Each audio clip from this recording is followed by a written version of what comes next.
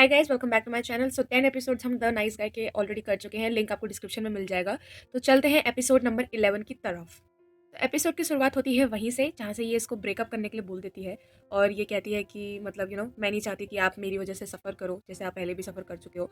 इसीलिए I just want to break up with you. तो ये एकदम से शॉक हो जाता है पहले तो, और बोलता है कि क्या तुम्हें ये सब करना ज़रूरी है, मतलब why you are doing this. Then she is like please आप और चीज़ें मेरे लिए हार्ड मत करो।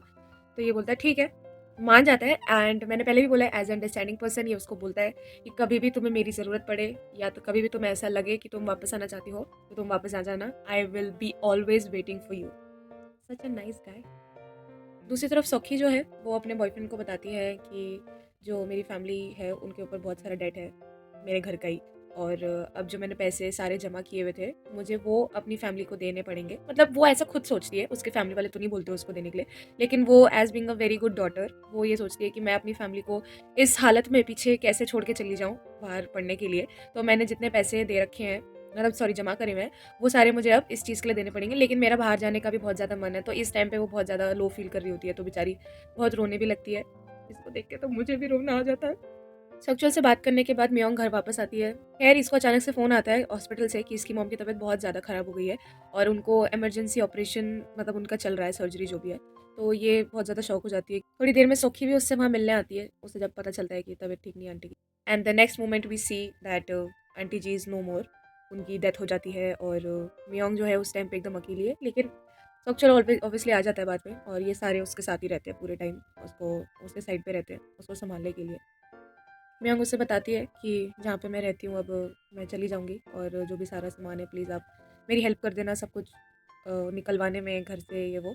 और अब मैं अपनी मॉम के जो भी विलेज है वहाँ पे चली जाऊँगी, मतलब। तो वो उसको ऑफ़र करता है कि क्या मैं तुम्हारे साथ चलूँ? तो वो कहती है नहीं, अभी मुझे अकेला रहना है। और मतलब वही जैसे भाई फैमिली में पर्सन कोई डेथ हो गई तो वो अकेला रहना चाहते हैं, उस वे में वो उसको कहती है कि नहीं मैं अकेले रहना चाहती हूँ। एंड फिर एकदम से ना उसको बहुत बुरा भी लग रहा होता है कि मैंने इस बंदे से ब्रेकअप भी कर लिया और तब भी ये मेरे साथ है। तो उसको ना कन्फेस कर देती है उस टाइम पे कि आई एम सो सॉरी, मेरे पास कोई और चारा नहीं था, मुझे आपसे मतलब ब्रेकअप करना पड़ा, ये वो ऐसे करके उसको बता देती है। तो ये समझ जाता है कि मतलब बेचारी करना नहीं चाहती थी, लेकिन तब भी इसने कर दिया बिकॉज ऑफ सम रीज़न। तो इसको रीज़न भी वैसे मालूम ही होता है कि क्या होता है, बस ये कंफर्म नहीं होता इसको। नेक्स्ट डे वही जो टेनेंट कम्युनिटी वाले भैया होते हैं जो जिनके साथ सेक्सुअल काम करता है, वही इसका सामान लेके जाने लगते हैं। मतलब वही वही उनको ही बुलाते हैं सामान के लिए। और वो इनको बताते हैं कि सारा ये जो पे इनको करना है नर्सिंग होम के लिए, इनकी मॉम के इलाज के लिए, इस वजह से ये लड़की सारा सामान अपना बेच रही है।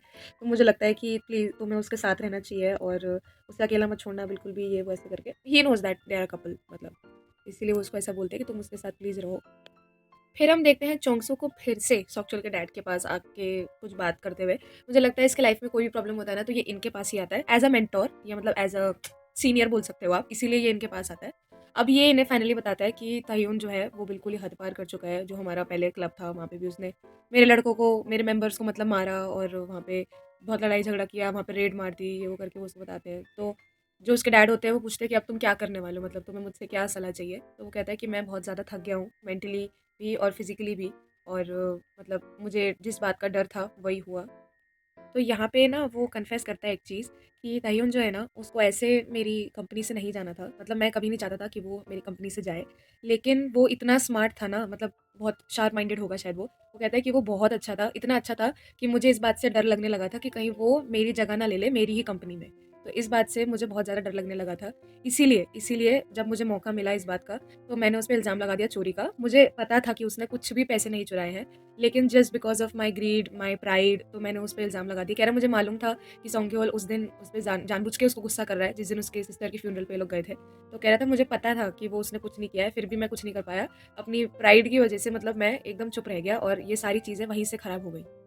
ये सब सुन के सक्चुअल के डैड भी बोलते हैं कि ये प्राइड वाली चीज़ तो मेरे साथ भी हुई है। मुझे जब मैंने तुमसे पैसे माँगे थे, जब मुझे जेल हो गई थी, तब मुझे भी ऐसा लगा था कि मैं तुमसे पैसे क्यों माँगूँ, या मतलब तुम बिना बात के मुझे पैसे दोगे भी क्यों और मैं बिना कुछ करे तुमसे पैसे क्यों लूँ। तो कह रहा था कि मेरी भी ईगो, मेरी भी प्राइड बीच में आ गई थी, जिस वज़ह से मैंने तुम्हें, मेरे स्कूल में पढ़ता हुआ बेटा मैंने तुम्हें दे दिया ये ठग वाले काम के लिए। तो मैंने उसकी लाइफ़ ख़राब कर दी एक तरह से, और वो मुझसे आज तक ढंग से बात नहीं करता। तो कहता है मेरी भी शायद मेरी भी गलती है इस चीज़ के लिए। अगर तुम अपनी प्राइड को छोड़ दो, ये है वो है, तो तुम शांति से जी सकते हो। थोड़ा-सा ऐसी वो वाली बातें करने लगते हैं। तो जो चोंगसू है ना वो एंड में उनको कुछ पैसे देता है और बोलता है कि जो सक्चुअल है उसने रिज़ाइन कर दिया है, ये सिर्फ़ उसका सर्विस अमाउंट की तरह है कि मतलब जो भी उसने सर्व किया मेरी कंपनी में, आप उस बिहाफ़ पे ये अमाउंट ले लीजिए। तो जो उसके डैड होते हैं, वो मना कर देते हैं और वो बोलते हैं कि अगर तुम कुछ करना ही चाहते हो मेरे बेटे के लिए, तो प्लीज़ उसे ना मतलब चैन से जाने दो। उसे मतलब आराम से जाने दो, उसे कुछ मत करो। क्योंकि शायद उन्हें भी पता होगा, वो भी गैंगस्टर फैमिली से बिलॉन्ग करते हैं। तो शायद उन्हें भी पता होगा कि जब कोई गैंगस्टर ऐसे छोड़ देता है अपनी वो, तो उसकी ना जान का खतरा हमेशा बना ही रहता है। तो वो कहता है कि प्लीज़ तुम उसे मतलब जाने दो, ईज़िली जाने दो। दूसरी तरफ हम देखते हैं सोंग्योल को, लॉन्डे गए हैं पिट इनकी कंपनी के, और ये जो वही बंदा होता है ना, जो ये हिडन सारे जासूस वाला जो बंदा होता है, वो भी वहाँ होता है ताई उनका। ये बोलता है कि मुझे लगता है कि सोक्चुअल की वजह से ये सब हो रहा है, और जैसे उसने छोड़ी है ना कंपनी, तभी वो सारे हमें मारने के लिए आ गए। और जो सोंग्योल है, इसको तो पहले से ही शक हो रहा था उस पे, तो ये उसको कन्फर्म करने के लिए बोलता है कि तुम्हें भी ऐसा लगता है कि वो ताइयोन से जाके मिल गया है और ये सब कर रहा है। तो ये जो बंदा है, ये जानबूझ के ऐसे बोल ही देता है कि हाँ, शायद वो ऐसा कर ही रहा है, और इसका शक और ज़्यादा यकीन में बदलने की कोशिश होती है या बदल जाता है, आई डोंट नो। लेकिन उसे गुस्सा तो आ ही रहा होता है, उसे लगता है कि ये काम अब सोक्चुअल ने ही किया है, ताई उनके साथ मिल के। फिर हम देखते हैं मियांग और सोक्चुअल को, ये दोनों साथ में ही है, और वहीं पे जहाँ पे ये लोग काम करते हैं, उस वहीं पे ये उसको ले आता है। एंड वो अपने, अब तो वो उसका बॉस हो गया है, वो जो टेनेंट कम्युनिटी वाला बंदा है। लेकिन फिर भी ये लोग अच्छे फ्रेंड्स हैं, तो ये बोलता है कि मुझे कुछ दिन की छुट्टी चाहिए, मैं मतलब उसके साथ जा रहा हूँ, ऐसे अकेले नहीं छोड़ सकते वो। तो वो कहता है हाँ हाँ बिल्कुल, तुम उसके साथ रहो, इस टाइम पे उसके साथ रहना ज़रूरी है। तो ये मियांग को बोलता है कि मुझे थोड़ा टाइम चाहिए, मैं पैकिंग करके आता हूँ, तुम तब तक यहीं रुकना। देन ही कॉल्स ताह्योन और उसको बोलता है कि मुझे तुमसे कुछ बात करनी है, और उसकी कंपनी में जाके उससे बात करता है कि पहले तो वो बोलता है कि ताह्योन बोलता है कि अब बचा ही क्या है बात करने के लिए। वो कहता है कि म्योंग को जो ब्रेकअप करने के लिए बोला, क्या वो तुमने ही बोला है? तो वो पूरे कन्वर्सेशन में ताह्योन तो कुछ नहीं बोलता। वो कहता है कि उसने मुझसे ब्रेकअप कर लिया है, लेकिन तुम हमें अलग नहीं कर सकते हो, या that is what love is like, and हम दोनों अलग नहीं होंगे, प्लीज़ तुम रुक जाओ, ये है वो है। तो ताह्योन उसको बोलता है कि तुम जितना ऐसा करोगे तो तुम्हें ही हर्ट होगा। तो सोक्चुअल उसको बोलता है कि तब अब एक लड़की के चक्कर में मुझे मार दोगे क्या? मतलब वो ऐसे कहता है कि मुझे पता है तुम ऐसा नहीं करोगे। ना तुम ऐसे हो, ना मैं ऐसा हूँ। हम लोग पहले जैसे थे, दोबारा से ना वैसे ही हो जाते हैं। ताह्योन बोलता है कि ये सब करके मुझे क्या मिलेगा? तो ही इज़ लाइक कि तुम्हें एक ऐसा दोस्त मिलेगा जिसमें तुम फुल्ली ट्रस्ट कर सकते हो, और एक ऐसा दोस्त मिलेगा जिसे तुम कभी भी याद करो तो वो तुम्हारे पास आ जाएगा, मतलब एक ट्रस्टवर्दी फ्रेंड तुम्हें एक मिलेगा। तो वो उसको ऐसा बोल के वहाँ से चला जाता है। देन वी सी सोक्योंग अपने बेटे के साथ कुछ तो टाइम पास कर रही होती है, और इसको सोक्की का फ़ोन आता है कि तुम मुझे कैफ़े में मिलो। ये दोनों मिलते हैं, तो सोक्की इसको एक प्रॉमिस नोट प्रोवाइड करती है, और इसको बोलती है कि मैं तुम्हें पैसे दूँगी, तुम्हें जितना भी पैसे चाहिए लोन चुकाने के लिए, मैं तुम्हें सारे पैसे दूँगी, पर तुम मुझे सारे पैसे वापस करोगी विद इंटरेस्ट। मतलब ये इसके सामने ये शर्त रखती है। तो वो पहले तो वो बहुत ज़्यादा शॉक हो जाती है कि भाई तू अपने पैसे क्यों दे रही है, ये वो, फिर तू बाहर कैसे जाएगी पढ़ने के लिए? तो वो कहती है कि तुम लॉटरी खेल रही थी ना, अभी वो अपने बेटे के साथ ना लॉटरी खेल रही होती है पहले, लॉटरी टिकट। तो वो कहती है अगर मैं ये लॉटरी जीत गई, तो तुम अपनी टिकट मुझे दे दो, अगर मैं ये जीत गई, तो इस पैसे से मैं बाहर चली जाऊँगी, और नहीं अगर जीती, तो यहीं पे रह के जैसे मैं काम कर रही हूँ, मैं वैसे ही काम करती रहूँगी। लेकिन मेन मेरे लिए मेरी फैमिली ज़्यादा इंपॉर्टेंट है। तो सोक्योंग और ये मतलब बहुत ज़्यादा इमोशनल हो जाती है वो, और कहती है कि थैंक यू सो मच, तुमने पैसे दिए एंड ऑल। वहाँ पे इनके मॉम-डैड को भी पता चल जाता है कि घर का जो लोन है वो उतर चुका है, और उनकी बेटी ने चुकाया है, जो पैसे उसने बाहर जाने के लिए सेव किए थे, उससे चुकाया है। इस बात से इनके डैड बहुत ज़्यादा वैसा फ़ील कर रहे होते कि मैं इनके लिए एक अच्छा बाप नहीं बन पाया, बताओ, जो मैंने काम किया पूरी लाइफ़ और मैं इनको कुछ भी प्रोवाइड नहीं कर पाया, ये है, वो है। तो वो भी बड़े सैड हो रहे होते हैं इस मोमेंट पे। मतलब दे वर हैप्पी, बट इस बात से नहीं कि उनकी बेटी ने जो पैसे अपने लाइफ़ के लिए बचा के रखे हुए थे, अपने करियर के लिए, उससे घर का लोन चुका दिया। वैसे गाइज़ कुछ लोग सच में भी ऐसा करते हैं, एंड बहुत ज़्यादा हिम्मत एंड बहुत ऐसे गट्स चाहिए ये काम करने के लिए, अपने करियर पे थोड़ा गिव अप करने के लिए, just because of your family और योर क्लोज़ वन्स, या आप सब कुछ छोड़ के उनके लिए रुक जाओ पीछे। It takes a lot of effort. Then we see संग्योल जो कि कंपनी में आता है चेयरमैन से कुछ बात करने, और देखता है कि चेयरमैन जी तो बेहोश पड़े हैं, like unconscious on the floor. तो पहले तो एकदम से बड़ा पैनिक कर जाता है, फिर एकदम से पता नहीं क्या होता है इसको, आई डोंट नो, ये एकदम बहुत ज़्यादा ऐसे बिहेव करने लगता है कि इसको कोई फ़र्क ही नहीं पड़ रहा है। ये वहाँ पे अनकॉन्शियस पड़े हैं, और ये उनकी सीट पे बैठ के उनका रूम देख रहा है, और उनकी टेबल-वेबल देख रहा है, मतलब आराम से, और हँस भी रहा है, मतलब इतना बेशर्म हो गया है। Basically he is greedy now, क्योंकि अब मुझे ऐसा लगता है कि ये टेक ओवर करना चाहता है सच में पूरी कंपनी को।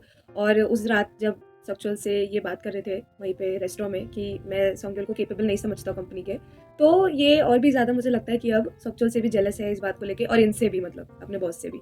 तब ना बहुत देर के बाद ये आराम से फ़ोन करता है कि हाँ, यहाँ पे मुझे एक अनकॉन्शियस बंदा दिख रहा है, और ये एड्रेस है।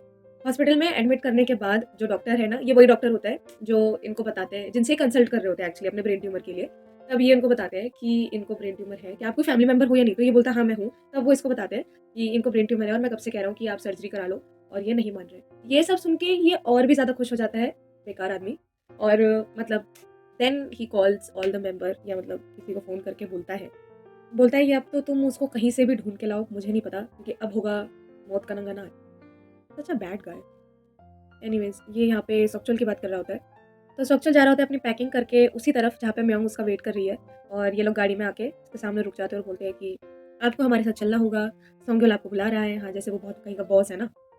तो पहले तो ये मना कर देता है, वो बोलता है कि ये सब करना ज़रूरी नहीं है। वो तो ये कहते हैं कि सॉरी, फिर हमें आपके साथ बहुत ज़बरदस्ती करनी पड़ेगी, बेटर है कि आप हमारी बात मान लो, ये है वो है करके।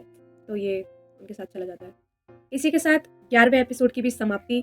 गाइस, बने रहिए हमारे साथ क्योंकि आगे सच में बहुत कुछ होने वाला है और कुछ ट्विस्टेड चीज़ें भी होने वाली हैं। तो अगर आप चाहते हैं कि हम उसको एक्सप्लेन करें यहीं पे, तो हमारे साथ बने रहिए।